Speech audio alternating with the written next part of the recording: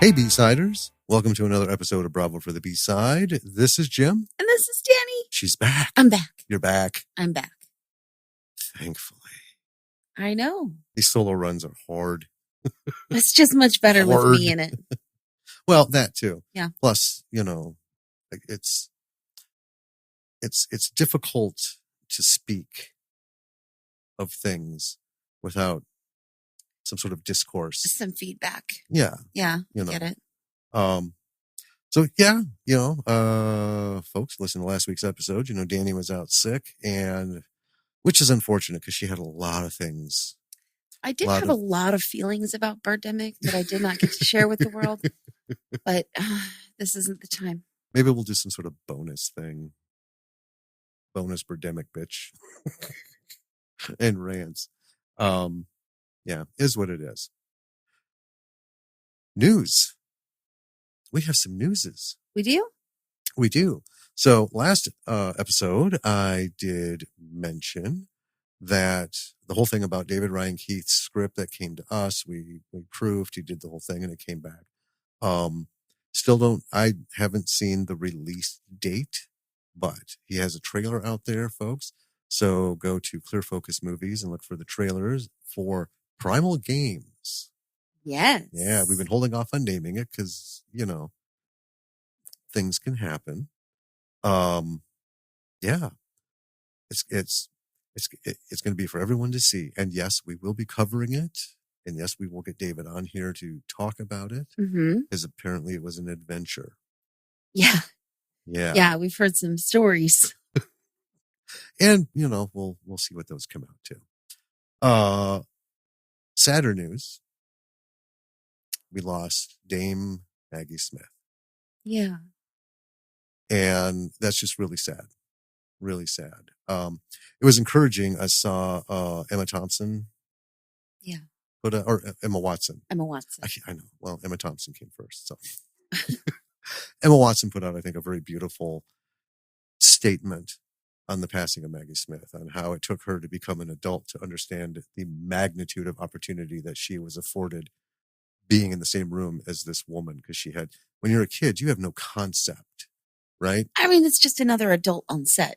Right. It's an actor you need to be afraid of and impressed and like, they're going to do a really good job. I should too, kind of thing, I just thought it was very sweet. It was just a very sweet thing. Cause she was an amazing woman with an amazing career. Yeah. And a lot of ups and downs, but, I mean, this is the thing. It's every few episodes, we're going to be announcing the passing of somebody. And, there's a couple generations that are leaving us. Raise your wands. Yeah. There you go. Yeah. And 2 weeks. As of the recording of this. Yeah. Well, from yesterday. So the day before the recording of this, we will be on Making Pondo, Talking Pondo.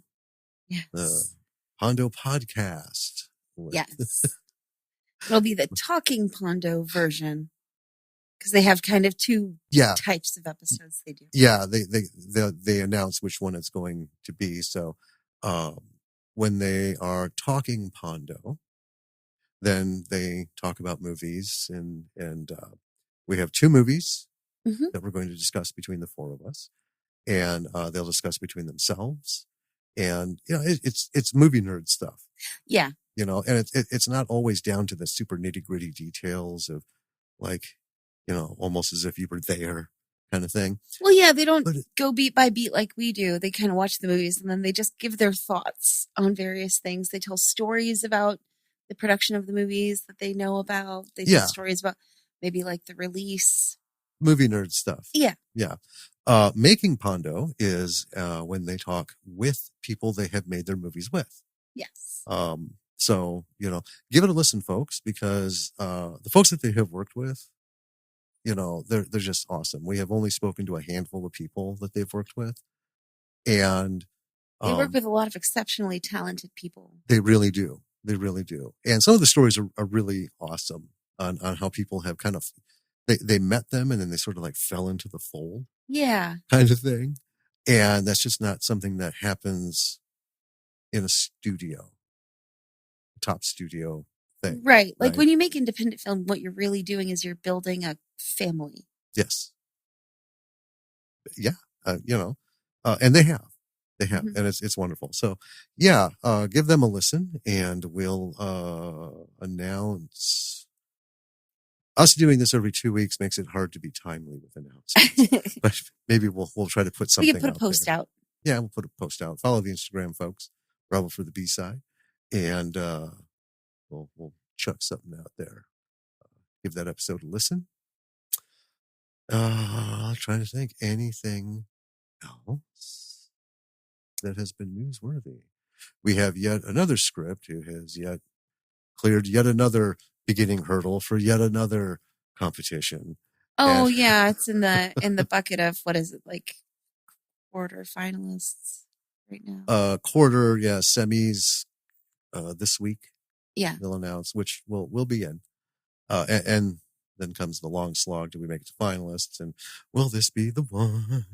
We'll find out. Yeah, this one's for our sci-fi series that has had so many people say this is awesome. We've gone through this so many times. Yeah, it's awesome, but so expensive. It's so expensive. Make a comic book, write a book, or do a web series or something. So we're already doing a pirate thing.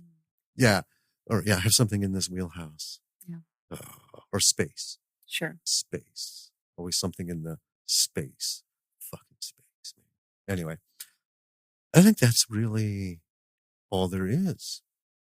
Except for this whole movie we're going to talk about. Well, I've been waiting all day for my cousin to have a baby. Oh, that is true. Yes, at some point during the recording of this, there might be a baby born. Yes. Which is kind of awesome. So it's, Danny's, she'd be the next youngest cousin. Yeah, she's my cousin. Little man's yes. quite, far down. Prior to him, she was the youngest. Yeah, on that side. Okay. On that side, yeah. So, been married for a couple of years. Great guy. And I'm very excited for them. The countdown has been going on and it started yesterday at noon. I know. This poor girl. And right now, so we'll say Saturday at noon. It is right Central Time. It is now Sunday, 9:12 p.m. It's still going. Yeah. So, yeah, fingers crossed. And, it's exciting. It is exciting. They're such wonderful people. I'm so excited for them. Oh, we'll be seeing the baby sometime probably then. It'll be a real cute baby. Oh, yeah. Mm-hmm. One night this week. Okay. Well, we have a movie. We jumped back into horror. Yeah. And well, let's get into this thing. And we have some things to talk about after. Yeah. We'll get into that once we've walked you through the film. Yeah. I'm going to tell you about it. Tell me, tell us, tell the world. What do we have? We have the movie Hypochondriac. It was done in 2022. It was written and directed by Addison Heyman, I want to say. Sure. I'm probably pronouncing it wrong, so I'm sorry if that's the case. Starring Zach Villa, Devin Gray, and Madeline Zima. As with most independent films, it did not get a rating. Here is the logline. A young potter's life devolves into chaos as he loses function of his body while being haunted by the physical manifestation of his childhood trauma. Yeah, that sounds about right. I mean, yeah, it's accurate. Okay. Well, let's start talking. So we start with a home video of a dude in a werewolf costume. And it's very home video looking, so that's how you know. And then we cut to a kid, a slightly older kid, in bed, and there's some glass breaking. You hear glass breaking sound. He slowly moves through the house in the dark, and we hear wolves baying outside. He gets to the bathroom. There's broken glass in the sink. And then we see in all this broken stuff, his mom sneaks up behind him. And then now we're in the car driving, and then we're at a hotel room, and she's asking for a cell phone. Then she says that he's in collusion with, quote, him, and just starts to freak out a little bit. After mumbling to herself, all kinds of discordant conversation with herself, she hugs her son and keeps saying, it's going to be okay. Then she starts to strangle him. I just wrote, Jesus Christ. Now she's singing to him, hugging him. Next morning, he's trying to cover the bruises on his neck with the collar of her shirt. Mom apologizes, and there's just like this big rambling thing. Says she'll pick him up from baseball practice. All right, so we cut, and then later he's standing with two teammates, and they're bitching about her not picking them up. They haven't shown up. And then a text message is superimposed on the screen saying she's on the way to the mental hospital.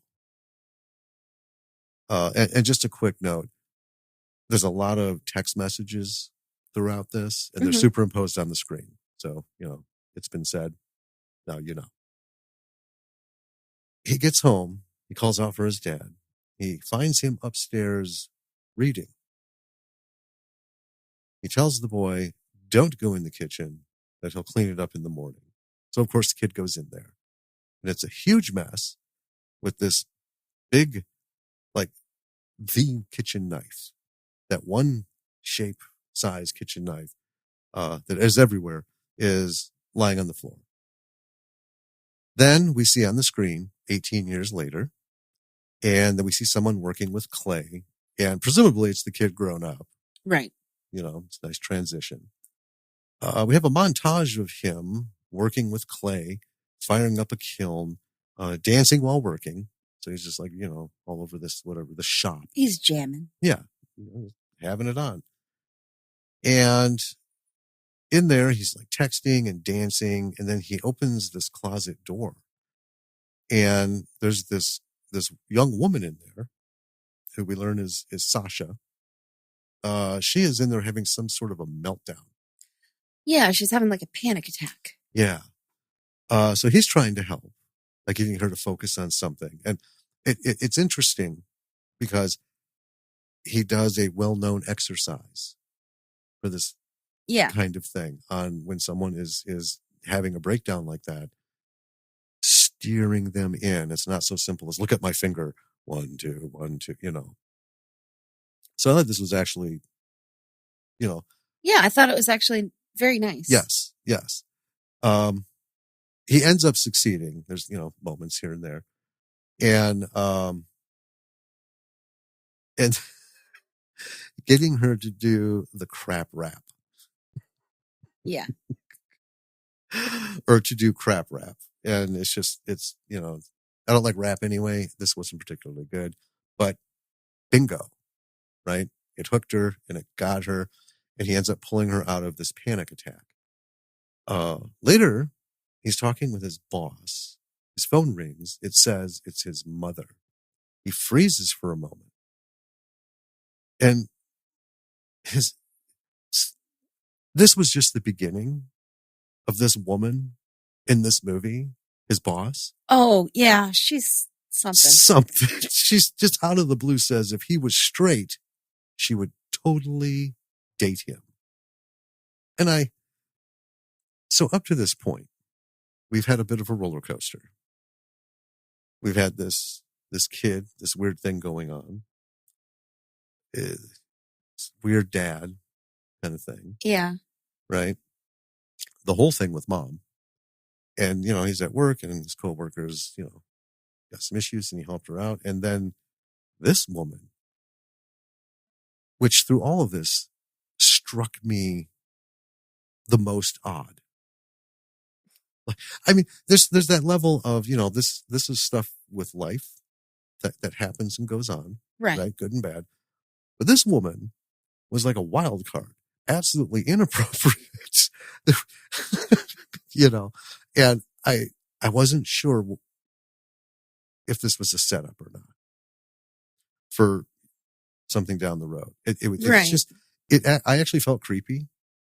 The rest Well, of, yeah, she was creepy. yeah, anyway. So then he's at home. His boyfriend of 8 months, we know that because I think they say it at some point, Yeah. is cooking. So they're kind of talking about their day. And his boyfriend's name is Luke. Yes.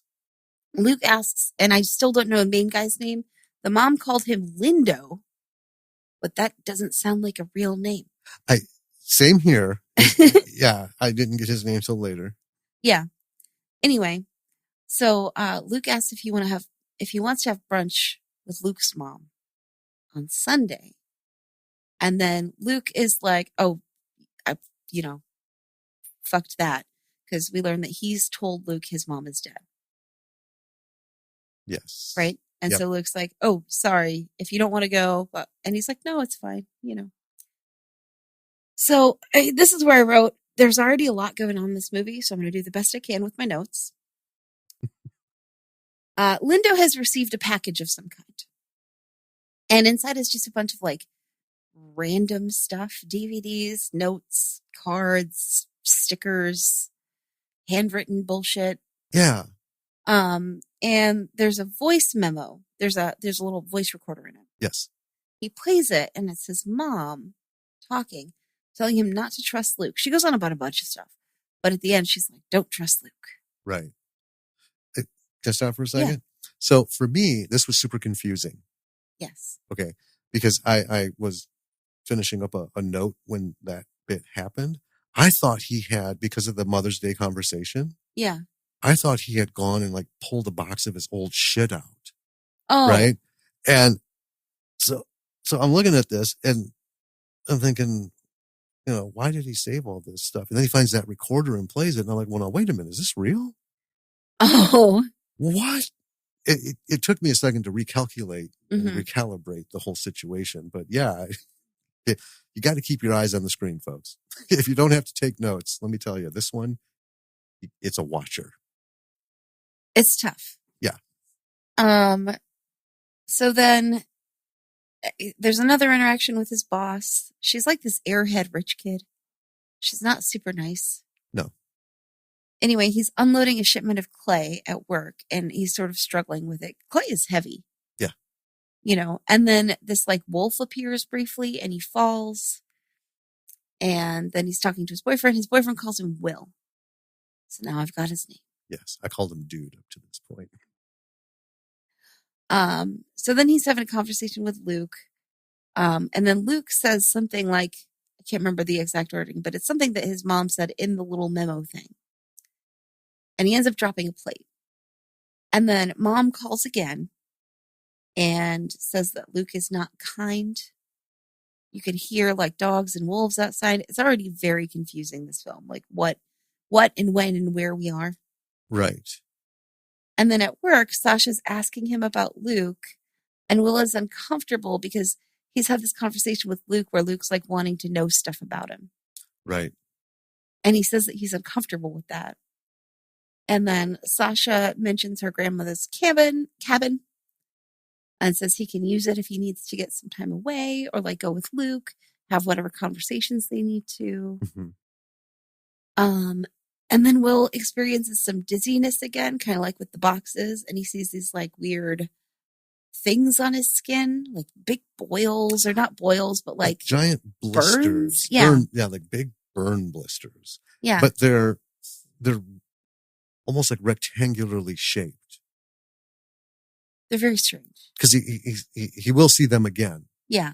But, and I thought that's what I saw, and then it just kind of confirmed. I'm like, yeah, it's weird. It's not like just a regular blister. It has specific shape to it. I don't know if that meant anything or not that I missed out on, but I just wanted to throw that in there. Yeah. And a wolf is calling him. And then he wakes up to Sasha asking if he's okay because he's passed out. And she tells him to go to the doctor. And then he is Googling his symptoms. Oh, God, yes. And a lot of things come up, but schizophrenia comes up, which at this point you're like, that's probably what his mom had. Right. So the doctor comes in and Will explains the symptoms. And the doctor's kind of like, you're stressed, you need to eat, we'll do some labs, but you'd be surprised what stress can do to a person's body. Mm-hmm. So then he's at home. Another package has arrived. And mom's left another voicemail. She says she's left a voicemail on his phone. She says she's spoken with Luke and he's very logical. Right. And Will is like kind of trying to tell Luke what's going on. But it almost seems like he doesn't really know how to tell him what's going on. No. And Luke is kind of mad. He's like, we have to tell each other stuff and rely on each other. Otherwise, this isn't a relationship and it's not going to work. So they decide to go to the cabin for the weekend and then come home Sunday for Luke's mom. Which, if you were having a fight with your significant other, the answer to solve your problems is not to escape for a weekend, because it's not like you're going to be able to talk somewhere else better than you can talk where you are. Yeah. That's just some life advice for free from me. There you go. I want to just back up a little bit. So while Luke is telling him, that this is what life is about, sharing relationships, right? Will just blurts out the whole bit with his mom. Oh, yeah, he does. When I was 12, my mother tried to kill me, and that's how we found out she was mentally ill. And then exits the scene, which I thought, okay. That's a boatload of information to dump in somebody's lap at the epoch of a argument / let's get real about the relationship. This is how things work. And we got oh yeah, by the way, my mom just almost, tried to kill me. And then we found out she was nuts and walk out of the room. Right. But Luke's going to be up all night unpacking that one. Mm-hmm. So at the cabin, Luke, who is apparently really good at cooking. Yeah. Is making breakfast. There's a whole scene with mushrooms. Will gets a call, and it's the doctor telling him he has a very serious vitamin D deficiency and will write a prescription. Now, let me back up a little bit. So when he was at the doctor's, right, the doctor's like, it could be just, when you're stressed and stuff. Will insisted on tests. Right. The doctor was like, we could do labs if you really want. And Will was like, yes. Yeah. And this was a very common thing with hypochondriacs. Yes. They will always demand tests. Right. Mm-hmm. And I got that. But I think, without getting too deep into it, it was a little too on the nose, the way the doctor brushed everything off and said it's probably stress. Well, he actually told him at one point it might be neuropathy and it'll be gone in a couple of days. Now, as a 37-year sufferer of fucking neuropathy in my leg, I don't know where that came from, but it did piss me off a little bit. Anyway, so he's calling back with this vitamin D deficiency. I guess we don't have the results back yet. Will is stumbling around with lots of voices and growling. His mom's voice, more growling. There's this whole almost 60s style psychedelic. It's very surreal and visual, scary. Yes, going on. It is disorienting to watch. Yeah. And then the screen goes black. And we hear Will saying that there's something really wrong with himself. He ends up waking up Luke in a panic and asks, are there wolves in the woods? Now, I don't want to describe that scene prior to this, because I think for folks who are going to watch this, let it hit them. Mm-hmm. That's why I kind of just skipped over my sentence there. And Luke says there are no wolves.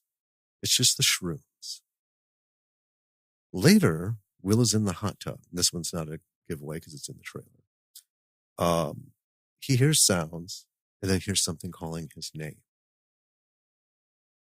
Then hears, "Help me," which is a little, I mean, it hit home. It was a little creepy, you know. And then he sees that wolf head thing. And by that, it looks like what was obviously his wolf costume. Right. But that face is not what he was. That was, no, it's different. This wolf face is fucked up. It's real scary. Yes. So I call it the wolf head thing. And all of a sudden it just like, comes at him, right? Freaks him out. And then next thing, he has bloody hands. And then he's under the water. And then it's morning. Will is in the car. Luke comes up and asks if his arms are okay. Will says no. Luke asks if he's going to skip brunch.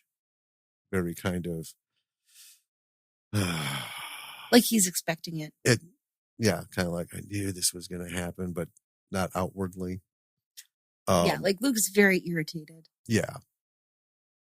And up to this point, I just want to say, Will is going through all this stuff, but Luke has actually, been like super cool.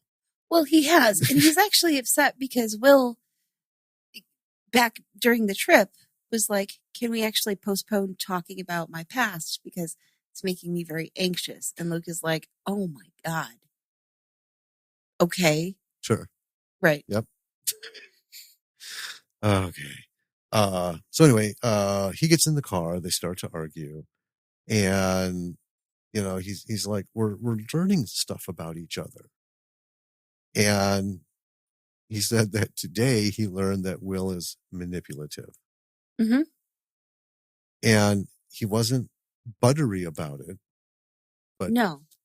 I mean, there's going to be a lot of things we're going to talk about, but I want to say at this point, I tap my microphone again. To this point, I have enjoyed the conversation because it's very uneven. And that's very realistic.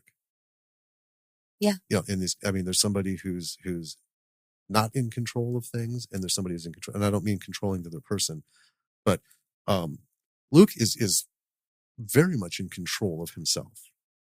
Oh yeah. He knows what he wants. He knows what's important, and he knows he's in love with Will, and and that's fine. But he's also not a submissive. He's not going to bow down. He lets his tone express what he's feeling. And up to this point, he hasn't been mean about anything, and even in this bit. Right. I didn't take it as mean. I took it as, oh, yeah. Because I know people who have acted like this, like in front of me. And I think we all have someone at one point in our lives, this couple that acts this way. You're just like, oh, man. So I understand what Luke represented. So after the manipulative thing, Will is at another doctor's office, and he's seeing claw marks on his back. Now, at this point, I knew they were bullshit. Right. Because these things were deep. I mean, they weren't bloody, but right. I mean, you could see like 2 inches into his back on each claw mark. It was wild. I'm like, oh my God, he's right. And we'd just seen his hand being just like broken apart in the hot tub. Yeah. And then it was fine. Yeah. Just a lot of stuff going on. And of course there aren't any when the doctor comes in. This doctor does some basic tests, and then he says he thinks it's just stress. Mm-hmm. And we get the whole, be surprised what stress can do to your body. Okay. And we have some more tests ordered. And then tells Will, no more Googling. Yeah. I just want to comment on that. I get that. And that has actually, before this, shown up. It hasn't been for a while, but it was kind of heavily used when this actually did become almost, a crisis. When all this medical information started showing up online and people expanded their access to the internet, mm-hmm. This was a real problem. Mm-hmm. Not just hypochondriacs, but just people who just don't know, right? It's that whole thing when you pick up a medical book, you start flipping through pages, you clock 5 of the 30 symptoms and you look at it and it's like, Bengali fever. You haven't been to Bengali. There's no way. But I like the actor who did it. Right. Had just like the right expression and tone and everything. No more Googling.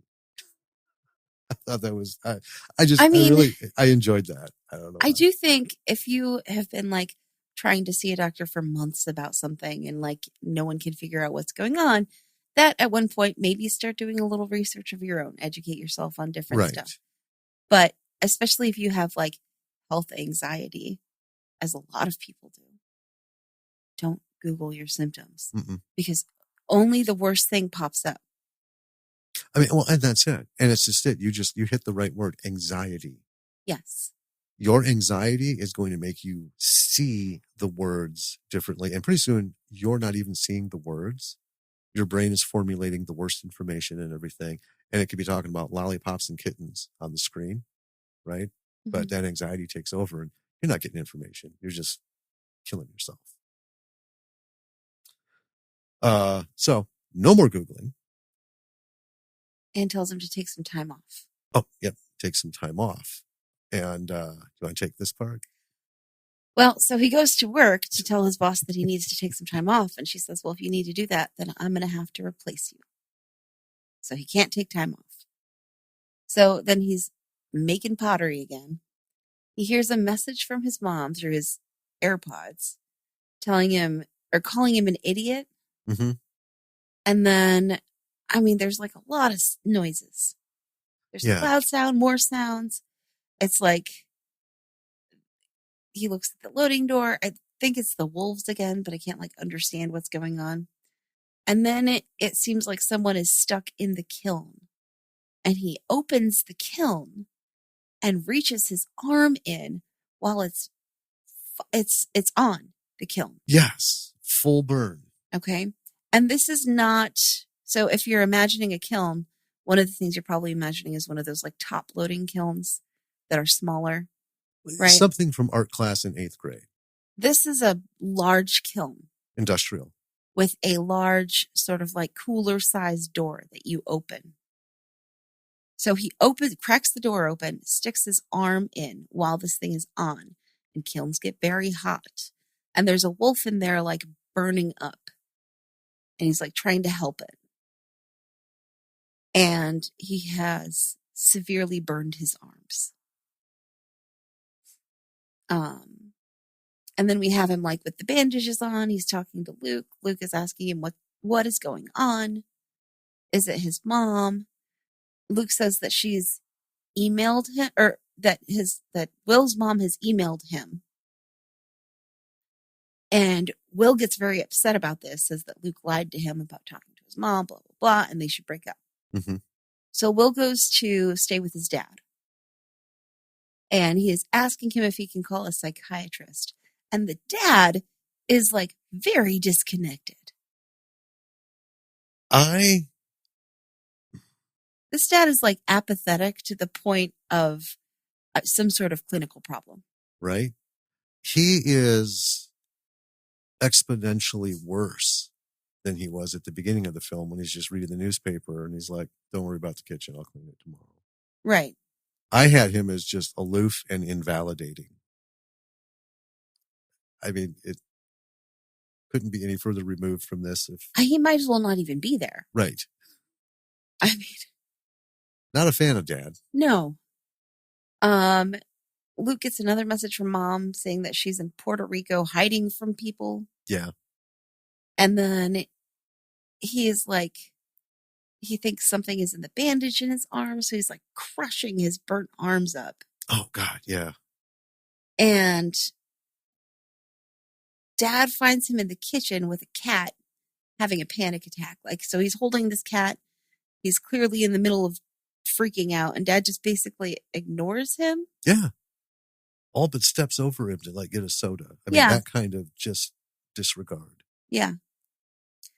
And then it's his dad like acting like a dick that kind of breaks him out of his panic attack because Will's like, do you care? Do you see what's happening?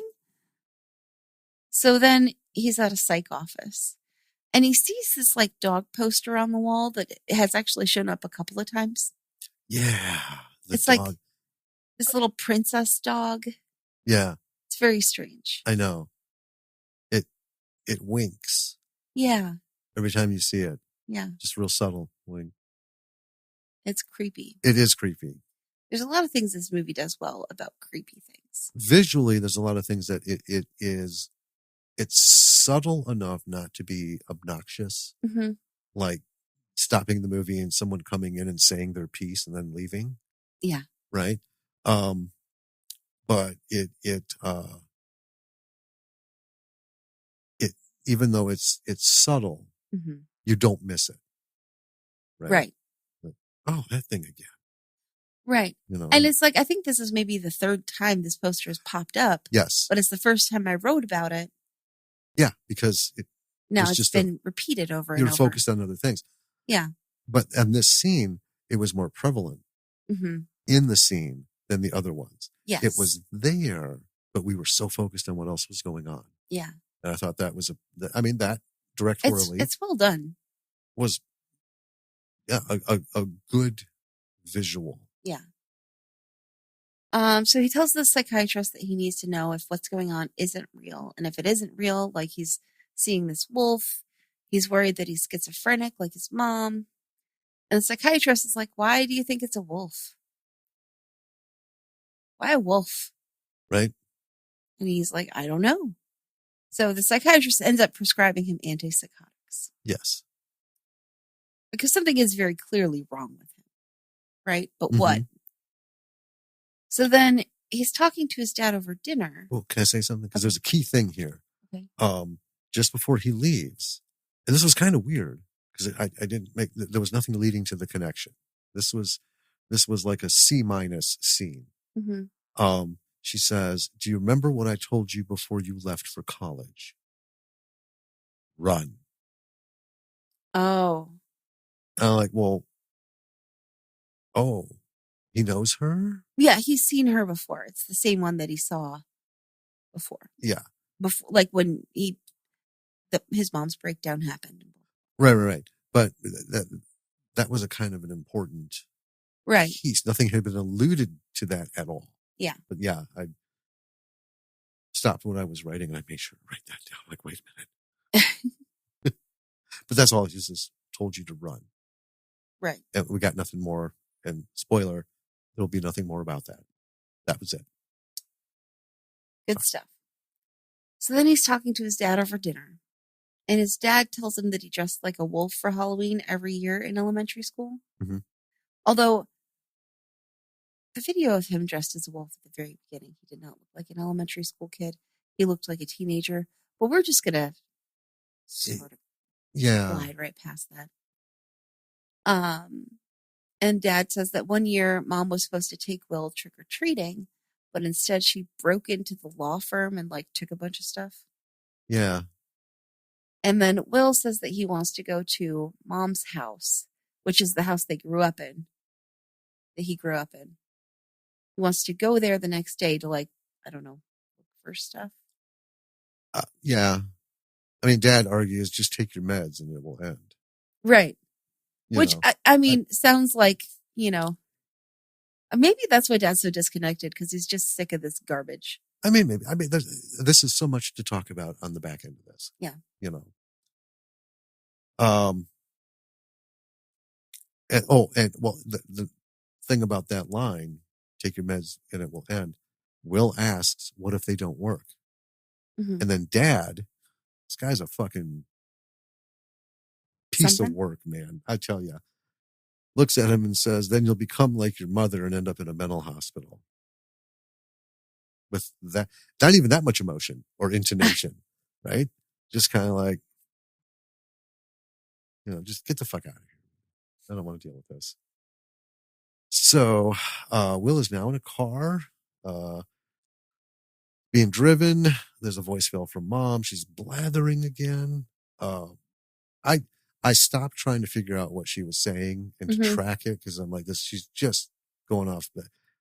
It's just nonsense. It's all nonsense. If there was anything at any point that seemed like there was a key moment right? Based on Yeah. what she was saying, I would pause, go back, and take notes on that. Mm-hmm. But no, she's just going on. He's at the house. And I did put it in here. I'm not clear why this house still exists. This is 18 years later. Dad is clearly in his own place. Yeah. Right? Will has been living with wherever, but at this point he's been living with Luke for 8 months, roughly, we'll say. I don't know. Didn't say. We can assume they've been living together for a while. Yeah, at least 6 months. Yeah. Right? And this house, because Dad talked about like his study is locked, or there's some sort of key, or no, she did. In one of her note things, there's a key. I don't know. Some shit. Anyway, so I don't have any idea how to explain this, but let's move forward, shall we? Well, I wrote in here, I don't know why he keeps listening to these voicemails from Mom. I have a lot to say about this. Yeah. I don't know why either, but I have a lot of advice for Will. Yeah. So he's in there. He's walking around. He's looking through drawers, cabinets, in furniture cushions. I mean, just looking everywhere. And this is, so this is something I'm going to talk about, but this is where I officially started to check out from this film. I had some issues with some things. We have an absolutely unnecessary, I can only think of this in like some sort of college frat boy humor level movie, like hot tub movies and, all that stupid shit. But we have the pleasure of watching him full screen using a bidet. Yeah. And I don't mean from like the classic, you could show this on network television kind of thing. I mean, the only thing missing was a bidet view of a dirty asshole. Yeah. I'm like, okay, I'm almost done with this kind of shit. Because it served fucking nothing. Yeah, there was no reason. So anyway, somehow later he finds key to his mother's old study. Mm-hmm. He goes in and it's a mess. There are weird posties everywhere. Yeah. And there's some clipboard with papers about Luke. So I'm like, no, well, wait a minute. If she was locked up forever, that fucking house would not have been there for her. You know what I mean? Even if for like 5 years. I know. It's not clear how long she was locked up, whether she's been getting out, if she has ever gotten out even, really. Yeah. I mean, it's everything's pretty unclear. We know she's been out because in that office, there's all those stickers, the stuff that's laying on the top of stuff, all that shit. It's in there in the office. And I was looking, there's a couple posties. That clipboard sold it though. Before the clipboard came into view, I'm looking at those posties and I'm thinking, those look a little too on point. I mean, is she like psychic? Did she prep all this shit 18 years ago? Let's just get to him. Or did Will do it all? Right? What's going on? Because this is where the threads start to unravel. Now. So, and then there's a CD in that clipboard. There's a piece of paper with a CD taped to it, or DVD or something, but on it is written evidence. And then we cut to Will, who's outside, and he's burning all that shit. Yeah. Don't even know that he looked through it. It's just all being burnt up. And then it's nighttime, and he's walking through the house. He hears some singing. Finds a room with the video of him in his wolf costume from the beginning playing. And the other wolf he sees is flashing in and out. So, I'm gripping what's happening. Where are we going with this? And then Dad is setting up a camera in the kitchen. So it's a security camera that's being installed. And of course, Dad's installing it. So his face is right there. Right. And then we see a bunch of clips of what this camera has caught over whatever period of time he had it up. There's so him setting it up. We have video of the mom yelling at him. Another clip of her ranting about Dad planting a bomb. and there's stuff taken apart on the counter. Then she's putting something in a pot. I couldn't see what it was. Now it says dinner is ready. It looked like she was poisoning it. I'm like, yeah, she's poisoning, you know. Yeah. She stops Will from eating the poisoned soup. Little Will comes in. 12-year-old Will comes in, starts serving up. She comes running in and takes the plate. Another clip of Will telling her she needs to take her medications. And if she doesn't, he's no longer her son and won't talk to her ever again. She's like, oh, I will take my things. And then the final clip is of the cops coming in, taking her away. So this was the breakdown. Right. This was her losing her shit in the kitchen. We see the knife hit the floor, and then the cops are gone. And that is the mess Dad was talking about in the beginning. Okay. And then, so now that we see Will, we're back to real Will. Mm-hmm. And he is sitting next to the wolf thing. He looks at it, and it looks back at him. So it's outside now. Will follows it. And he's working, and then he's working with the clay. Like there's a pottery wheel somewhere out in the yard. You know, and then the wolf thing is behind him, and and then we get another ghost-like scene from the movie Ghost. It's not a movie unless you pay homage to the movie Ghost for some reason. If anybody's working with clay, you've got to have that scene. I guess. You know, I mean,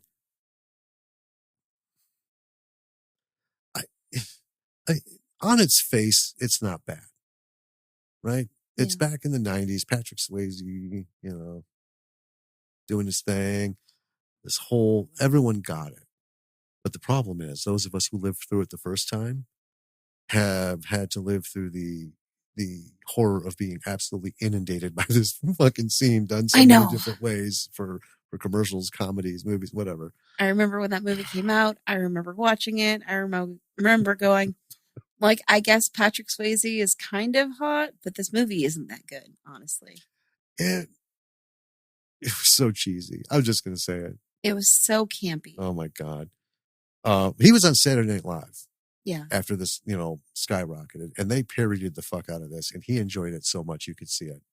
He was just like, I'm not ashamed of how stupid I look at this movie. This is almost as bad as Dirty Dancing. He made a shitload of money on that movie. Yeah, they did. Okay. So he's working with the clay. We got the ghost scene. And then it cuts. And then the wolf cuts his throat from behind. Yeah. With his claw. And then he's laughing. Will is laughing maniacally as blood pours out of his neck into the clay that's on the wheel. And he's still working it. Yeah. Right. And then we cut to him getting put into an MRI. I will say we could have done without the sounds. Yeah. So I'm big on sound and film. Everything needs to be appropriate. I did my big bitch about the gunshots of Birdemic last episode. Yeah. Because I mean, you weren't here for it, but I had my notes that we muted it because it was so fucking annoying, and that didn't do anything to the quality of experiencing the movie by having zero sound. So yeah,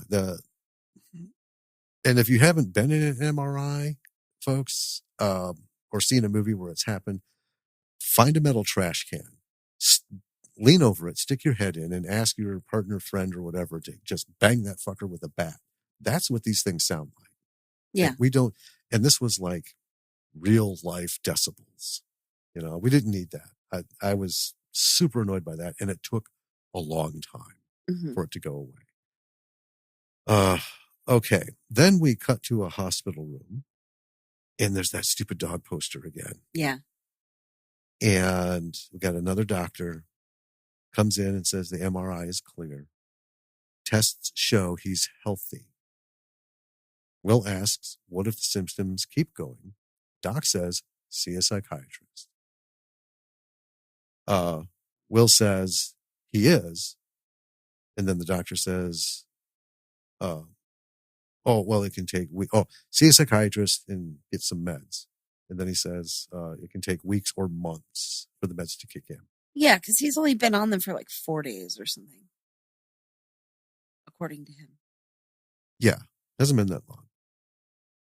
So then we cut to him opening a door, and then Luke is outside. Will cries on his shoulder. And then we see Luke shaving Will, who did mention earlier when the stuff started with his arms and stuff. Yeah. Right? You know, Luke's like, do you need anything? Will's like, well, I could, use a trim. But he lifts his arms up, like, I can't do anything with these. So we see Luke doing it for him. Then they're eating. Luke is cutting his food. And Will is just in bad shape, quite understandably. Physically, mentally, you can just see it. Yeah. Right? And this is the point I checked out of the movie. So then it turns sexual, which is an unhealthy way to deal with the situation at hand in real life. And also it was extremely uncomfortable. Not because it's two men, but just because it was done in such a creepy, weird way. It had no place being in the movie. And again, because, new listeners and stuff, let's make it super clear. We don't care how many people of what gender identification. None of that shit is important. It doesn't matter to us. Right? It's so the fact that it's two gay men, that's just fucking fine. My problem was, it was, like you said, and we're going to talk about this. I was not a fan of this happening. It was also super unnecessarily graphic. That didn't help. Yeah. It actually, whatever was supposed to be woven in that moment, to me, was lost. Because I was already half checked out with the bidet thing. Well, here's the thing. Okay. Without getting too deeply into it. Mm-hmm. You can show a sex scene in a movie between two men, women, a woman and a man, a whoever and a whoever, without it being pornographic. Right. And this was pornographic. Yeah. I mean, that's a different genre. Yeah. That's not the genre that we wanted to do. Right. We thought it was a horror movie. Anyway. So, yeah. Oh, you said you. Well, from this point, I have a big rant here. Okay. That I'm not going to get into, because we're going to okay. cover bits of it. But yeah, at this point, I have nothing more to say about this film. Okay. In terms of taking notes. Well, let me go through the final beats of the film. Yeah, bring us to the end. Okay. So at some point during the sex scene, Will tells Luke to stop because it's becoming a rape scene. Mm-hmm. And he turns and sees the wolf, and this is why sex is not a good idea with a psychologically fragile person. Again? Yeah. So Luke starts singing Mom's lullaby. Will freaks out. He hits Luke, who says he's going to be alone for the rest of his life. And all these little flashbacks that Will is now having about this whole situation where Luke's been taking care of him. Luke's not actually there. Will is alone. Right. Right? Yep. That wasn't enough to bring me back in, though. And then Will grabs the knife, starts cutting into his bandages. And into his arms. Yeah. And then he wakes up uncut. I don't know what, It didn't happen. Right. Yeah. And his mom is in the corner. And she says that if he breaks into her house, then it's fine for her to break into his. And I don't even know what this place is. It's like this little flat. He's never been here before in the whole movie. But whatever. She made coffee. She says she came to take care of him until the end. Mm-hmm. Which is a weird thing to say. Yes. She says they tested him as a child, but his father said not to tell him. Yeah. And then he ends up trying to strangle her. The wolf is there with him. Then he's trying to kill himself again. And the wolf is correcting him on the right way to cut your wrists. Yeah. Which I also have never been a big fan of putting that in films. yeah, we'll get to that. Anyway, Will instead stabs the wolf. And then there's a lot of nonsense going on. And then ultimately, Will is crying on Luke's steps. Real Luke in their old flat. Yeah. And then he's in a mental hospital.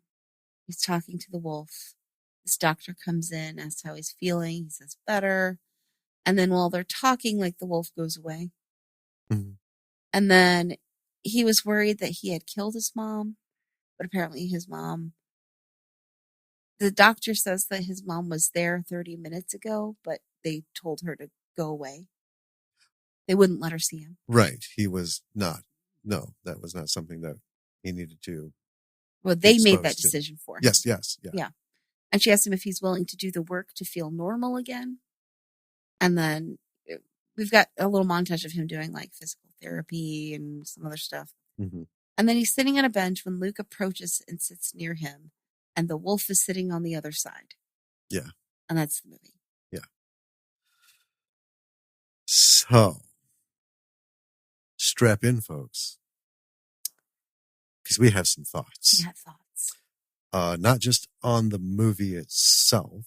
But, I mean, we're going to talk about some stuff. And we're going to talk about everything. Mm-hmm. Right? From camera work, direction, writing, to a bunch of stuff that you can smell it coming, can't you? You can smell the bacon cooking. Because, yeah, I've got some bitches. And I'm going to get my box. Yeah. Yeah. Right, should we talk about this thing? Let's talk about it.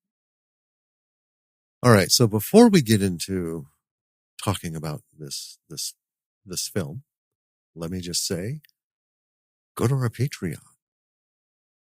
Go to our website. Sign up for Patreon, please. Patreon.com, Bravo for the B-side.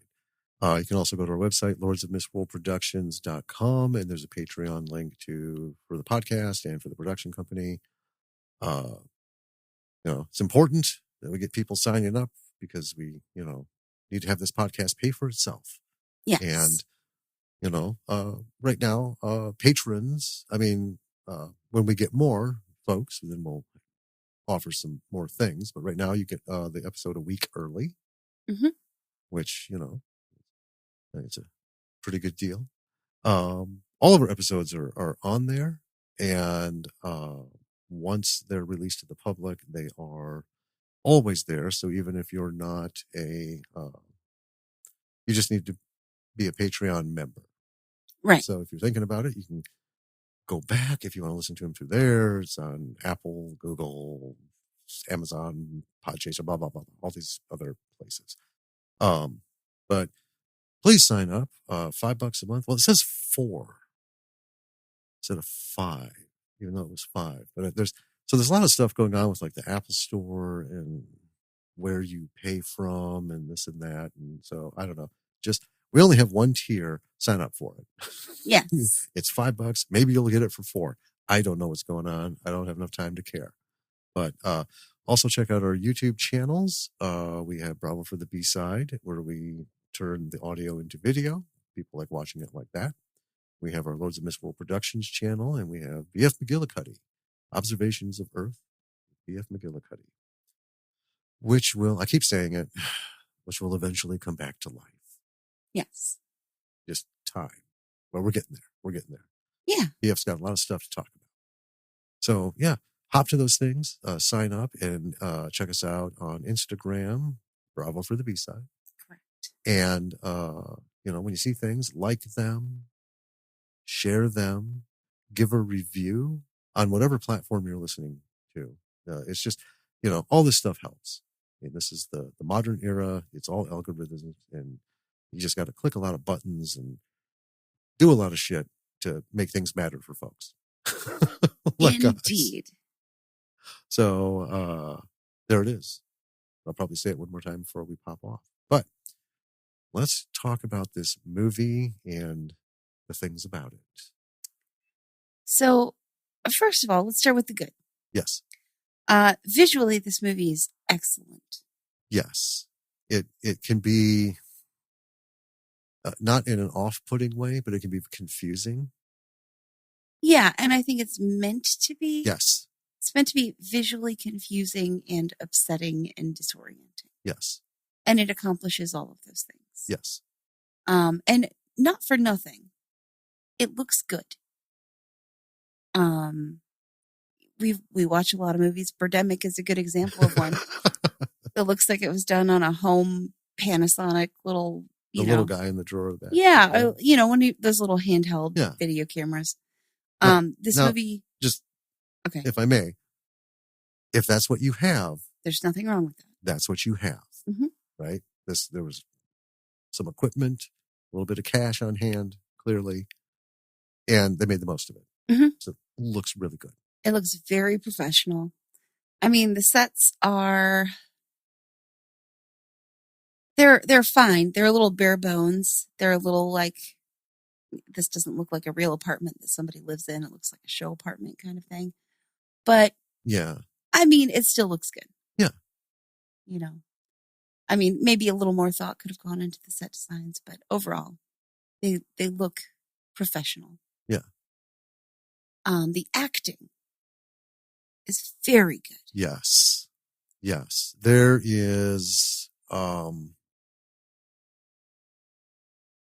nothing that I would be able to point out throughout this entire film in terms of the acting by any of the actors where I would say this could have been better this way, this that way, or this kind of fell flat. Dad was a dick. Right. And you just you didn't get the sense that the actor was phoning it in. You got the sense that Dad was phoning it in. Right. That is the character. Yes. And that's not an easy thing to pull off. To be such a despicable human being as to look like a bad actor. Right. To be a good enough actor to play that character, to bring that back around, that's tough. Well, to act like a wooden person instead of being a wooden actor. Right. Yeah. Unlike our Birdemic hero. Yeah. Walking like a puppet. The effects were really good. So there are a lot of visual effects that are, sort of the hallucinations, the flashbacks, the transitions, but there's also sort of the practical visual effects of the kiln and the arms, and the burns and the blood. And boy, is there a lot of blood. Yeah. Right? Yeah. The throat slitting, that was pretty good. Technically, I have nothing to complain about. I was kind of torn about some of the warbly stuff because it kind of bordered on the 60s psychedelic stuff. But I mean, I guess there's only so far you can go with it. Right. Well, I mean, there's also stylistic choices. Exactly. Yeah. But B, there were so many subtle sounds. Oh, yeah. Coming through. You could hear them clearly, like the voices. You could probably watch this a dozen times. If you don't watch it with subtitles, you probably are never going to figure out fully what they're saying. Yeah. And I think it should be that way. And the wolves howling and all of these very surreal sort of extra sounds coming through. It was edited very well. Yes. Yes. Yeah. Well done. It was shot and acted and edited quite well. Yes. Now, the non-technical stuff. Right. I checked out because a couple reasons. Number one, this is supposed to be a horror movie. I think the writing did not deliver what the log line said. Because this was supposed to be, this is another one that had all the accolades at the beginning, on the trailer. Yes. Like upwards of there were 8 to 10. Yeah, 8 to 10 quotes from reviews about how great the movie is. And one of them was a deep dive into mental illness, as seen from the inside, kind of like with the right, some sort of beautiful portrait of what a mental breakdown Yeah, like, or something like that. and to bring us in. And I was expecting something a little different. I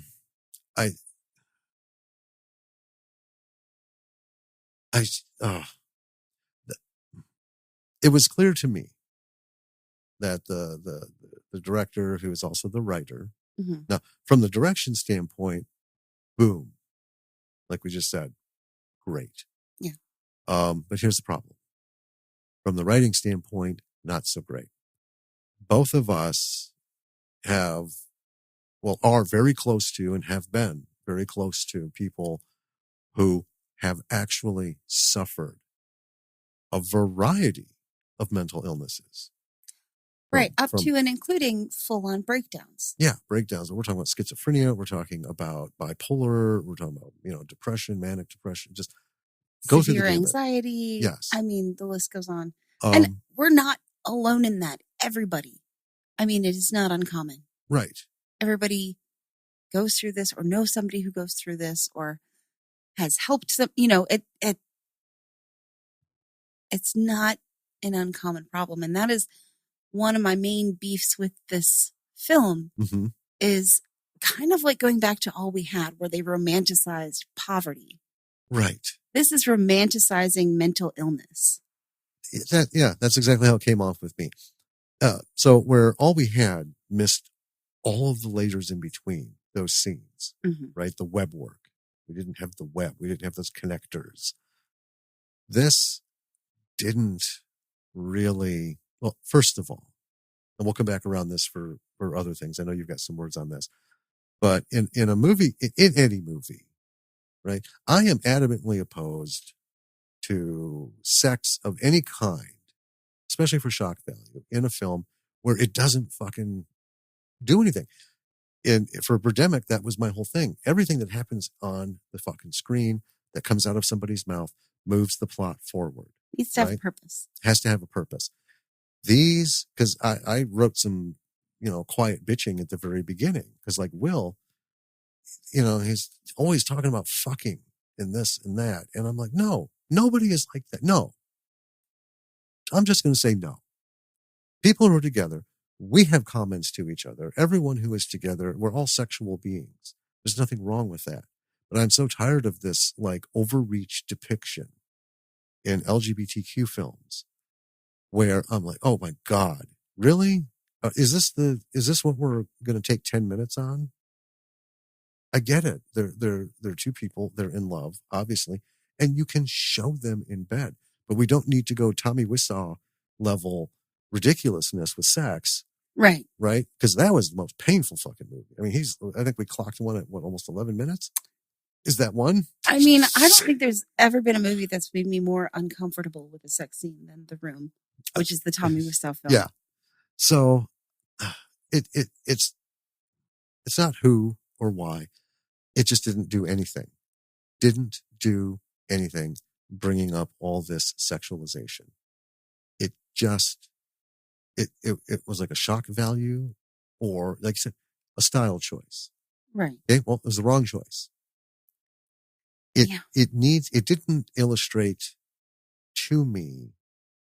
Well, because here's the thing. The scene that I know you're going to want to talk about when he was having the fucking full on breakdown towards the end. We didn't have a scene with them in bed prior to this. We had no connection. We had some dancing, we had some talking, we had some butt grabbing and some kissing. That's fine. I understand they're in a relationship. They're close to one another. And okay, I see how what's going to affect Will can affect and will affect Luke. Right. Because they are that close. They're not just like we just started dating kind of thing. Right. Right. But in so many of these movies, whether it's horror or whatever, it's like, let's just stop for a minute. Everybody grab a chair. There's going to be some fucking. And let's just watch it. And then when it's done, we'll pick the movie back up. It is just, it's like the bidet scene. It was just such a shockingly, you couldn't pull me out of this movie quicker if you flew over with a helicopter and trapped me with a harness. I know, it was very strange. Why? There's enough of this movie where I'm thinking, what the fuck is going on? Is I it mean, real? it is. It's With literally Will. him. He's sitting on a toilet, going to the bathroom, doing nothing else. It's not like anything else is going on. It's not like he's seeing a wolf in the corner while he's taking a shit. He's having trouble with the bidet because he has, at one point, he turns around and adjusts the stream. Well, it's also not a. It's not. It's one of those where the bidet is a separate thing. Yeah. So there's like the toilet, and then next to it is the bidet toilet. Yeah. Right. Anyway, it just didn't belong. It didn't belong. So and I know some people are going to, see this as a call out to, well, but this and that. And yes, there are movies, and it's not just LGBTQ films. LGBT queef. Yeah. Did you say? I just, it's just a lot of stuff. It's any movie, but there is a preponderance of this in these types of films, this category, which I'll talk about categories later. If it shows up and it doesn't belong, I'm not going to like it. I don't care who it is. I don't care why it is. I don't care what the theme of the movie is. Mm-hmm. It needs to fit. That's like my thing. If you're not propelling the story forward, you're doing me a disservice. You're wasting my time.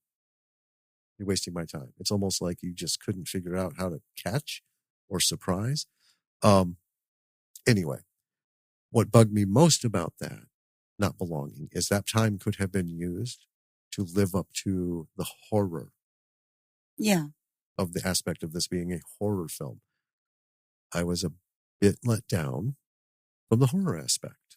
Well, that's the thing, right? Because someone could say, but this isn't really a horror movie. It's a movie about mental illness. And you're like, no. I say incorrect. Because it is a horror story about a mental breakdown. Right. Right? Well, and I'll go at like a more superficial level. When it says horror under the fucking movie title, that's what I'm looking for. Because we just watched Old People. Oh, yeah, Old People. Some German on Netflix. It's a German movie about old people going nuts and killing people. Yeah. That was so creepy. That was weird, and I don't get it. But there's no mistake. That motherfucker was horror from beginning to end. It was weird. And by the time we got done with it, I was like, I still don't understand what's happening. But I will say, it was creepy. Yes, it was. It was definitely a horror film. Oh, so I mean, that's kind of my biggest pet peeve. Well, the two is, I don't like sexualizing things in movies. It's not the 80s anymore, right? Right. Now, I just want to say real quick before we move on to something else. On that note, we have both noticed the extreme lack of nudity in so many, particularly horror movies. Horror movies as a preteen, that was my jam because that's where I could see tits day and night. What was it they said for those movies? What I think the trauma was like tits, blood. No, the documentary. Yeah. Blood, boobs, beast. Yes, blood, boobs, beast. Yep, that is the key to a horror movie, and that was 80s level. Well, key to a horror movie that sells. Yes. And I applaud the fact that we don't need to pay women to run around naked or topless, whatever the movie is, but particularly horror. Right. For no other reason than for some other 12-year-old who, well, it cost him more, but it cost me $1.25 to get into the theater. And I was set. I mean, there it is. Let's all be real. There isn't a heterosexual man in the world who can honestly say, yeah, I passed up all the boob movies. I think what it did for me, the boobs in horror movies, is I would always get excited because I knew that when the boobs come out, that means there's going to be a killing. That is a fact. Boobs are murder magnets. Yes. The second they come out, within the next couple minutes. Yep. There's going to be some gore. Most likely her. Yeah, usually. It's 50-50. 9 times out of 10, it's her. Well, it's usually her, but 50-50 whether she goes first or the boyfriend goes first. because there's, that kind of thing, except for like Friday the 13th when there's like a solo skinny dip. Yeah. Okay. That occasionally happens. But anyway, it is refreshing that we have moved well past that, and that the horror movies and stuff that are from top studio all the way down to, next to nothing budget indie films, they're relying on other things. I mean, there are still boobs in For the draw. some, a lot of horror movies, but it has gotten way down. It's way down. Way down. And as 12 years old, I didn't think about all that was going on, but as I got older, I'm like, I'm kind of tired of this. I mean, not to be an asshole. If there's too many boobs, you're like, my God, can we just get on with the... We've done that. Remember? I know. I'm like, okay, I'm done with the tits. You've seen one tit, you've seen them all. I know. Can we get past all this? Mm-hmm. Yeah. Couldn't do that with The Room, though, because that was like a morbidly fascinating... It's like watching a train wreck. Where is this going? How long could this possibly go on for? And the answer is too long. Yeah. So coming back to this, like I said, I was hoping to really see an honest expression, because we need this. I want to go on record. It's really important to normalize, talk about mental illness. Yes, we do. We desperately need it as a society, because we are still so far in the dark about being able to talk about it, being able to share your experiences, being able to learn from other people's experiences, being able to help each other, being able to treat mental illness in a way that isn't just, well, it's unbelievable what stress can do to a person. Right. And what drew me into this was the description of it. And then I know we shouldn't do this, but we always do, the fucking accolades that come up in the trailer, which every time there's more than 2 accolades, it's pretty much let us down. Yeah. 8 times out of 10. It's a huge red flag. Yeah. But I was excited to see this addressing mental illness as a horror film, not as somebody who lost their shit and went around killing people, which is the way it's been for decades. Yeah. Decades. The horror of having this, whatever the affliction is, and you can talk about it, you can get pills for it, you can do all this. But I don't think anyone has ever been able to adequately alliterate the nightmare of going through this kind of thing, for which there is no cure. And that's the most important part, which is why we need more honest looks, honest films, honest takes. You take pills, it can take months and months and months. And in that time... And then you might find out that those aren't the right ones. They're not the right... It could take you years to get on the right And I track. think... I mean, going kind of out of it a little bit more, but film is I feel like an excellent medium in which to talk about mental illness, because it can be extremely difficult to vocalize and verbalize what is happening. Yes. And we talked about that, right? Mm-hmm. Yeah. You can show, right? It's easier to show than tell. Yes. So I guess my thing is, I would have liked to have seen this have a little more research put into it. If you're going to write something like this, actually sit down and talk with people, learn some things. Because I feel like that was what was missing. Like the pure, just academic aspect of where to go with this. I kind of disagree. Yeah. I think that the research was done. And I think quite possibly maybe it was a story close to I don't know this director very well. Right. But I think it was a story maybe close to, it says at the beginning, based on a real breakdown. Right. And so I think the research was probably done, except the approach on how to tell it, on how to address it, was done incorrectly. I would agree with that. I mean, yeah. Because there's a lot in here that's true. You try to go to a doctor to talk about the stuff that's going on, and it's written off. It's stress. Yeah. We can't figure out what's wrong with you. We do all these tests. There's nothing obviously wrong with you. Right. Right. And that's that doctors have to have that evidence in order to back up their treatments. Unless you're one of those people who actually has a physical malformation or something going on in your brain that can cause mental illness symptoms. Yeah. Because I don't think it's really a mental illness. Sometimes it's stuff operated and, but things going on in the brain physically can cause all this to happen.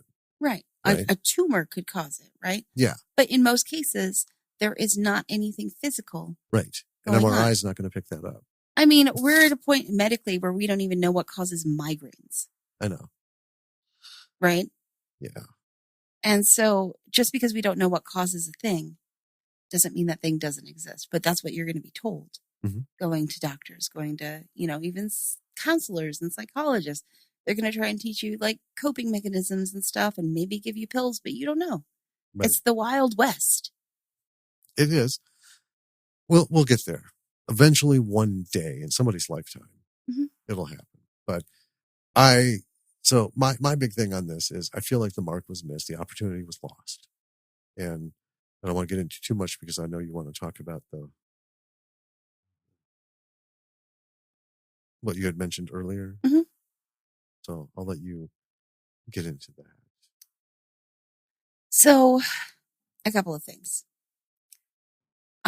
There's a part in this movie where the wolf is telling him how to cut his wrist the right way. Right. There's no reason you need to put that in a film about mental illness because someone who is on the edge could be watching this and go, oh. Right. Right. I mean, I think that's tasteless. I would agree. I was not on with that. Right.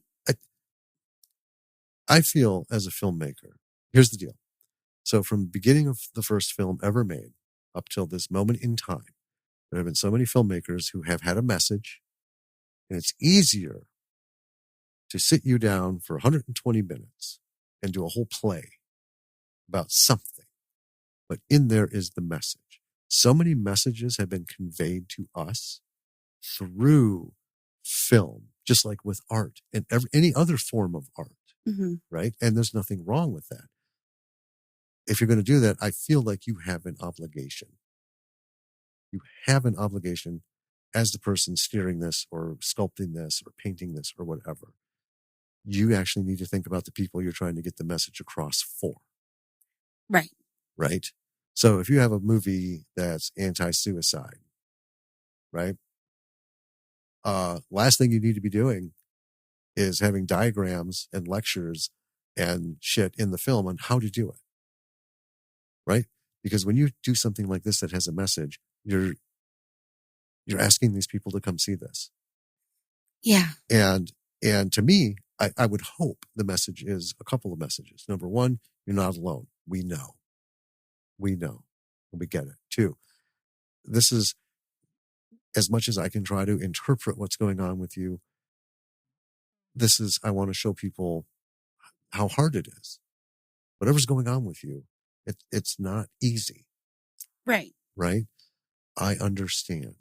And that's, we're with Will. Yeah. In this movie. Yeah. Where he's trying to figure out what's going on and he's going to doctors. He's maybe not doing a lot of the things that he should do, like talking to his boyfriend in an honest and open way.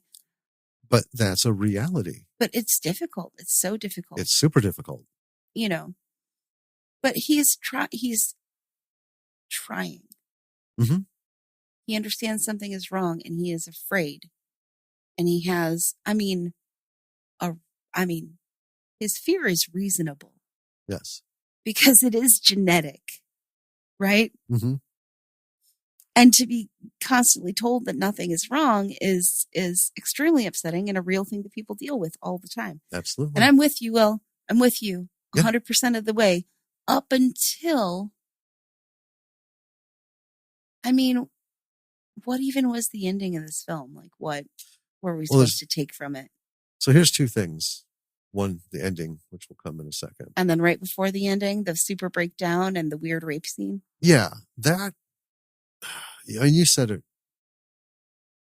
exactly right. In too many films, when shit like that is happening, someone thinks it's a good idea to, now they're going to fuck. Here's the thing, though. I mean, okay, it's a double-sided coin, isn't it? Because someone who's in a fragile emotional state might view sex as a way to alleviate some of that stress and that tension, and they might aggressively almost go to their partner and be like, let's fuck. Right. Right? Right. Because they're like, that can pull me out of this. That can, that's going to help me in the moment. And I get that. And that's a physical thing. And there's chemicals. I mean, there's booze, drugs. I mean, it all sits on that platter. I get all that. Yeah. Okay. But here's the flip side to that flip side. No right-thinking individual on this planet would have their partner come to them in the middle of a breakdown, say, let's fuck, it'll make everything better, and do it. Yeah. Right? I can't. Unless, I guess, I don't know. Are we going to say I guess technically Luke wasn't real in that scene. He wasn't real in that scene, but I don't like the depiction of it. No. That whole thing shouldn't have even been in there. So let's talk about it like he was there. Sure. I was immediately infuriated and upset of the whole, and I checked out. So I'm like, nope, this was a wrong creative decision. I'm sorry, man. I can't back you on this. And then, even before it got weird and violent, that is rape. Yes. When somebody is mentally diminished by emotion, whatever, affliction or whatever, they by law, let's forget morals, but by law, they're incapable of rendering a decision of consent. Yes. Right? That's why we have lawyers who deal especially with that. That was my biggest disappointment. Yeah. And I would like to see this shit not showing up in movies anymore. Yeah. It's just awful. It is. So let's talk about the ending. Okay. What the hell kind of ending even is this? I didn't like the like 80-second wrap up. Yeah. In almost like flowery music and like Luke's here with me, but the wolf's here with me, and this is just my life now, I guess. It's cool. Yeah. I will say I did like the three of them on the bench. Because I know I understand the symbology. Because it is his life now. Yeah. Because it will never go away. It can only be managed, minimized. And God, what a difference that can make for someone who has to go through this if they have someone with them. Someone partner. And the tools and friends and family are important, but if you've got a good partner, oh man, and I'm not going to say it makes it easier, but it's more reliable. And I think those folks get to go a little further in their healing and controlling it, because we all know family, as loving as they can be, right? It's family. Friends, they're great, but it's the partner, right, that fills all those little gaps that and well, the job of a partner is to help you be a better person. Yeah. And ideally you return that to them, right? Yes. in some way, shape, or form. And that's going to fill a niche that no one else can fill. You're with your partner more than you are with anybody else, typically, unless it's not a good partner or not a good relationship, right? Right. They're the person who's there all the time. That's just it. And I don't know if it was intended, but part of what I saw in that last scene was, I don't know how else. I can't say it was done incorrectly because I wouldn't know how to express this on paper or on screen, but the acceptance of not just Will, that this fucking wolf is there the whole time. But Luke. Mm-hmm. And that is the whole thing with partner. You got to have that partner. It's like, okay, you know what? It's never going to change. It's never going to go away. There'll be good days, bad days. But you know what? We're going to ride that fucking horse together. Yeah. We'll ride that bitch into the fire and we'll ride it into the pool and everything in between. I'm here. And that is powerful. It is. I don't know if anyone else will see it that way. If they who's watched this, or if I'm even on track with it. Yeah. Up to that moment, though, that whole montage thing, it was, Yeah. you know, yeah, it could have done better in that regard, because this is supposed to have been a long, horrific roller coaster ride to this, with this man who just can't escape Yeah. the reality of what's going on with him. And I mean, I do think in a way this movie accomplishes what it set out to do, which is to get people talking about mental illness. Oh, yes. Because you and I have been talking about this passionately for like a few days. Yes. Since we watched it. There's a lot of good to come from this. Yeah. So the criticisms, and this is mine, like I said, sex for no reason in any film just doesn't belong, because that's just like Howard Stern shock level bullshit. Yeah. Right? I'm not about that. We're better than that. Creatives are better than that. We can do better. Yeah. We need to do better. I mean, sex is a crutch people use when they're not creative enough to figure out something else to do with the scene. Yeah. It always reminds me of like Monty Python's And Now for Something Completely Different, where you just stop everything. Sure. And someone, like I said, okay, everyone grab a chair. There's going to be some fucking, what does that have to do? This is an action movie. Oh, no. We're going to have 11 and a half minutes of just solid sex. Like every James Bond movie. Well, let's not go there. None of those movies need those sex scenes. They don't. But, how else do you know that James Bond is a ladies' man? When we get into serious issues, we've had movies about feminism, about abuse, about, how horrible it has been for people of color, for people of sexual preferences that aren't puritanistic, to get along in the world, and how it's still, I mean, we haven't really gotten anywhere with any of this. It's still a fucking nightmare for anybody who's not part of the WASP group. You know what I mean? And it's maddening. It's enraging. Like I said, as creators, we can do better, and we have to do better, and we need to be more sensitive. If there's a message, we need to think about the people that we're putting the message out for. Right. And let's be gentle with them. We're trying to help them, not push them over the fucking edge or enable them to do something terrible to themselves. Yeah. Or anybody else, but self-harm. I mean, this movie covered a lot of the stuff, right? So there's the hallucinations, there's the nobody knows what the fuck's going on with you, and they're just passing you off. There's the actual physical symptoms, such as like passing out. Yes. Yes. And then self-harm,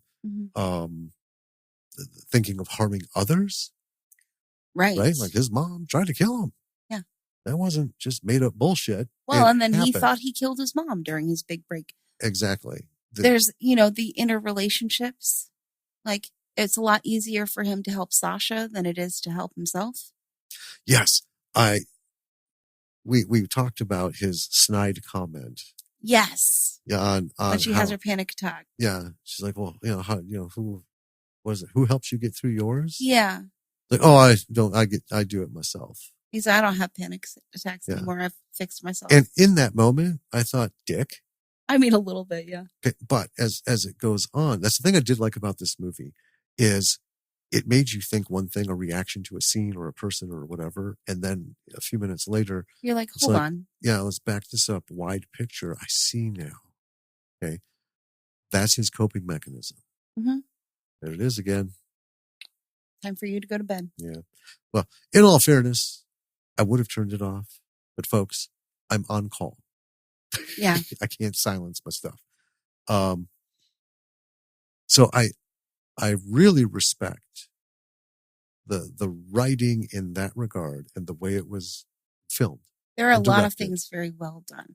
That here, you make a snap judgment like, what a tool. Yeah. But then that is how it is. There are people who are going through shit who can help other people, right? Because anybody can help anybody if you know what to do and stuff. Oh, all the time. Right. But he wasn't being a dick. He was in denial. Yes. Right? Yeah. Like, yeah, I do it myself. Because that's the thing. People who suffer from mental illness of any kind are reticent to share with anybody what's going on, ask for help, or anything. And the reason is because when you do, you get told nothing's wrong with you. Right. Or you get stigmatized. So, Yeah. So this whole scene that we're talking about, this beautiful interaction of this guy, who we didn't know the full scope of his issues, right? But we knew there were going to be some because we just saw what happened in his childhood. Right. And we watched the trailer. But this beautiful human being helped this woman. But what if he had his headphones up? What if he had walked to the next aisle and started doing something? She was in there by herself, absolutely coming unfucking hinged in a little closet. And that, to me, once this all had a chance to meld and spread through my mind, I think this is probably one of the most magnificent visualizations that we have had in film about this. Because now sitting talking about it, we can spend a week going on about this. Yeah. So she's in there, that represents the isolation, the terror, the fear. She was not totally hip on the fact that he was coming in. No. Right? She, go. But he stuck it. She was being kind of a bitch. Just in a breakdown, you're not really pleasant. No. Right? She's in a panic. How else is she going to act? Yeah. But he stuck it. He stuck through it. And then he hit that landing and found the thing that, against her will, her own brain betrayed her by, oh yeah, we're going to focus on this. And she got into it and it happened. And that was awesome. Like, there's a lot of good to this, but those sticking points, I think, are where it falls short. But there's so much to learn from this, not just how people are dealing with mental illness, right? But filmmaking, right? Yeah. This is a good example. This is the way visually it fucks with you. Oh yeah. I'm A+ on that. Yeah. A+ on that for sure, because the subject matter is uncomfortable enough. For me, when we sat down and fired this up, I already had some apprehension. Like, what am I getting into? I mean, it is, yeah. It is interesting, to think about, but it's also like, with those visualizations, they're very much on point. Like, have you ever been in the woods and you're getting kind of freaked out, right? You're maybe alone, maybe someone's with you, but like, there are weird noises, or you're in any situation where you're scared and uncomfortable, and you feel that that anxiety, that panic start to creep in. Maybe no one, maybe other people don't, feel this sometimes, but I think a lot of people do. And you turn and you like see something. Right. Yeah. Right? Yeah. But it's nothing. I guess the thing about this, and we'll start wrapping it up here. For me, for both of us, we've been adjacent our whole lives to this kind of thing, varying degrees. And I think the movie does a magnificent, just existing in this context, in the subject matter, rating failings or whatever, and opinions. I think it's an important piece of work. I wish a few choices had been different, but overall, it technically, folks, follow it. Morally, try to do something like it. Let's get some messages out there, and let's show some beauty and kindness to people who need it. And so I'm looking at it, right, from my perspective. It's not just mental illness, like her panic attack. Panic attack is a mental illness, but it's literally just panic. I don't want to say just panic, but it's panicking. Now, all of us have been through a point in life where we panic about something. Right. Right. And how we as individuals deal with that is widely varied. Oh, yeah. Right. So I'm the panic guy in the house. You worry. Well, I worry, but I don't panic. When there's a situation that calls for panic, I'm the one who's like, hold on. Here we go. I've got the plan. I got what's going on. Because I've worried for years and years about a number of things. So I kind of have my responses there. But also early on in my life, I've had training and stuff. You just, in situations, you can't fucking panic. Now, we know some people who the slightest thing, they're done for the day. Yeah. They're never going to, even if you step in and fix that, whatever caused the panic in like a minute, the aftermath lasts for fucking ever. Yeah. It's not a mental illness. It's just how they can't deal and process. People deal and process stress differently. Exactly. Like people process grief differently. Mm-hmm. And the key between all those, between me, who's like, hey, and I'm not tooting my own horn. It's just what I do. I live for fucking problems. It's like the only time I'm actually able to be like fully on. Okay. But people who have an illness that puts them into a panic attack, they don't get to have someone just say, okay, it's taken care of. And they're like, oh, thank goodness. Right. No, they're like, but what about this? What about this? What about exactly. that? What about this? And in there, I mean, this was a very realistic depiction of him pulling her out of it. But there are people who will be stuck in that full on panic mode for hours and hours, sometimes days. People who have it that bad. Mm-hmm. Right. Anyway, we don't rate movies, but I would give this like a 7 out of 10. I only knock off 3 because of the things I didn't like. I mean, here's the thing. Any movie that is about a subject that is important to, bringing light to a subject to society, right? Mm-hmm. We've had a lot of these over, the course of film. Yeah. And over the course of literature, over the course of art, just in general. Mm-hmm. And the first efforts at it, and I'm not saying this is the first effort at it. Right. But every effort at it is a new iteration that gets progressively better and better and better. The first movie, I'm thinking of like some of the first movies about transgender people or about, LGBTQ relationships and stuff weren't done by people within that sphere, but they were done by people trying to, bring light or do a message or something about that sphere. Yes. And there were a lot of stumbles. Yes. Right? Yes. Good intentions, bad outcome. And I'm not saying this movie is a good intention, bad outcome, but I'm saying I'm giving it the grace of being a good intentioned film.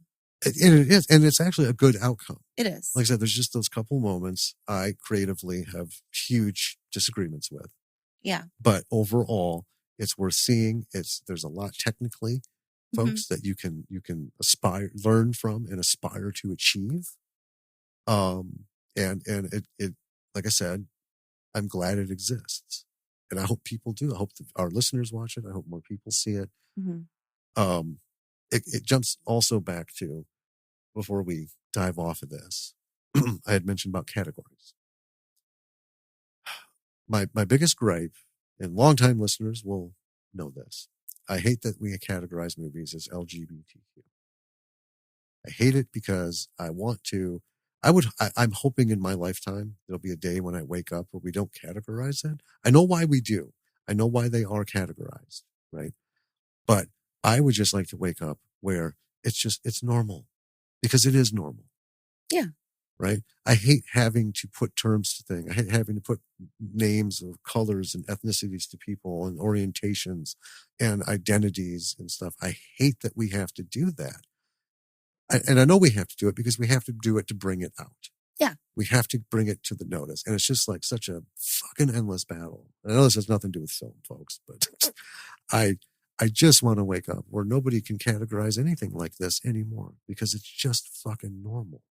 It takes a lot. It takes a lot to get there. Oh, I know. And we probably won't before my life is over. I just keep my fingers crossed, because everyone deserves it to happen. I mean, not to go off on a tangent, I know we're trying to wrap up, but you think about the movie Blazing Saddles, Mel Brooks' Blazing Saddles. Yes.